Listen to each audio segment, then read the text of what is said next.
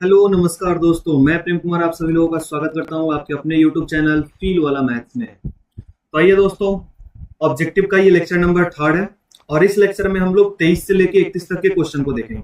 चलिए शुरू करते हैं। लोग कुछ प्रश्न संख्या 23 देखते हैं। क्या बोल रहा है बहुपद वाई स्क्वायर माइनस का 3y प्लस 1 गुणा y का घात 5 माइनस 4y का घात 3 प्लस y का घात 2 प्लस 3y का। ये देखिए, ये यहाँ पे पूछ रहा है मान, तो ये मान नहीं है, ये क्वेश्चन मिस प्रिंटेड है। यहाँ पे क्वेश्चन है कि इसका घात बताना है कि इसका घात क्या होगा। ठीक है, घात बताना है। तो देखिए, पहले मैं आप लोगों को बता दूं, थोड़ा सा समझ लीजिएगा। अगर कभी भी इस तरीके से दो बहुपद दे दिया है या दो से अधिक बहुपद दे दिया है और उसमें बोल रहा है कि घात क्या होगा, तो ध्यान दीजिएगा।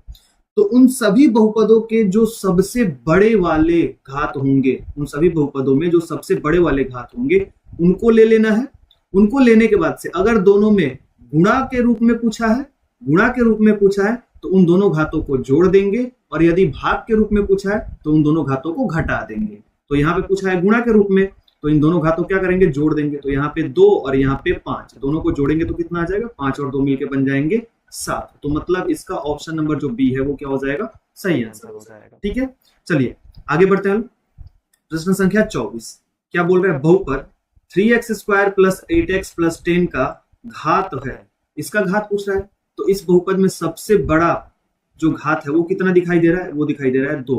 तो इस वजह से इस 24 नंबर का कौन सा सही हो जाएगा, ऑप्शन नंबर बी सही हो जाएगा। ठीक है, आगे बढ़ते हैं लोग। आगे क्या बोल रहा है, अगला क्वेश्चन देखते हैं। क्वेश्चन नंबर 25 क्या बोल रहा है कि px का मान दे दिया है इतना, ठीक है, एवं qx बराबर दे रखा है इतना, और हम लोग से पूछ क्या रहा है कि हम लोग को बताना है कि यहाँ पे ये जो px बट्टा में qx है इसका घात क्या होगा। तो मतलब इसका घात हम लोग कैसे बताएंगे लोग, तो देखिए यहाँ पे px बट्टा qx, और इस बट्टा का मतलब आप लोग को मालूम है, बट्टा का मतलब क्या होता है, बट्टा का मतलब होता है भाग। तो मतलब हम लोग क्या करना है, हम लोग को इसको भाग करना है, और इसमें भाग करने के बाद से क्या बताना है, घात बताना है। तो मतलब अभी बताएं आप लोग को कि जब भाग के रूप में पूछेगा घात, तो जो भी बहुपद दिया रहेगा उसके सबसे बड़े घात को ले लेंगे। तो इस बहुपद का सबसे बड़ा घात 4 और इस बहुपद का सबसे बड़ा घात 2। अब भाग के रूप में पूछेगा तो घात को घटा देंगे, गुणा के रूप में पूछेगा तो घात को जोड़ देंगे। तो यहाँ पे भाग के रूप में पूछा है तो 4 में से 2 घटा देंगे तो कितना आ जाएगा, 2 आ जाएगा, जो कि ऑप्शन नंबर जो ए है हम लोग का सही आंसर हो जाएगा। ठीक है, आइए आगे बढ़ते हैं प्रश्न संख्या 26 की तरफ। ठीक है, 26 में क्या बोल रहा है बहुपद इतना गुणा में फिर बहुपद ये वाला, और इसका पूछ रहा है घात। तो फिर इसमें भी वही काम करेंगे लोग, इस बहुपद के सबसे बड़े घात को ले लेंगे, फिर इस बहुपद के सबसे बड़े घात को ले लेंगे, इसमें 5 और इसमें 6, और दोनों को क्या करेंगे, जोड़ देंगे, क्योंकि यहाँ पे गुणा के रूप में है। तो 6 5 क्या हो जाएगा, 11। तो इस तरीके से हम लोग का ऑप्शन नंबर जो सी है वो क्या हो जाएगा, सही आंसर हो जाएगा। ठीक है, चलिए आगे बढ़ते हैं प्रश्न संख्या 27 की तरफ। 27 प्रश्न संख्या देखिए क्या बोल रहा है। 27 में बोल रहा है fx बराबर, fx का मतलब एक बहुपद, तो एक बहुपद का मान इतना है, को बोल रहा है gx, gx का मतलब दूसरा कोई बहुपद, तो दूसरे किसी बहुपद का मतलब जो दूसरा कोई बहुपद है वो इतना है। बोल रहा है से भाग देने पर, क्या बोल रहा है यहाँ पे, से भाग देने पर, यानी कि हम लोग को क्या करना है, भाग देना है। तो फिर भाग के रूप में पूछ रहा है, तो इस बहुपद का सबसे बड़ा रूप 2 और इस बहुपद का सबसे बड़ा घात कितना, 4। अब भाग के रूप में पूछ रहा है तो दोनों को क्या करेंगे, आपस में घटा देंगे। तो 4 में से 2 घट जाएगा तो कितना आंसर आ जाएगा, 2 आ जाएगा। 27 का ऑप्शन नंबर बी सही आंसर हो जाएगा। आगे बढ़ते हैं लोग, प्रश्न संख्या 28। इसमें क्या बोल रहा है, इसमें बोल रहा है कि px का मान दे दिया है। देखिए यहाँ पे px बराबर दे रखा है ये इतना, ठीक है, एवं gy बराबर दे रखा है इतना। तो हम लोग से पूछ रहा है कि py बट्टा में gy क्या होगा। तो ध्यान दीजिएगा, भाग के रूप में तो पूछा है लेकिन py का मान पूछा है। अब ये py का मान पूछा है तो पहले तो py का घात निकालना पड़ेगा ना। तो यहाँ पे py के अंदर ये पूरा का पूरा तो py है ना, ये पूरा यहाँ एवं के पहले तक ये पूरा जितना मैंने अभी घेरा है ये पूरा तो पूरा py है।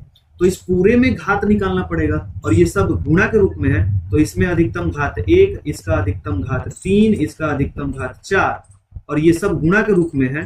तो 1 और 3 4 और 4 मिलके 8, मतलब केवल py जो है, जो py वाला बहुपद है इसका घात कितना आया, इसका घात आया 8।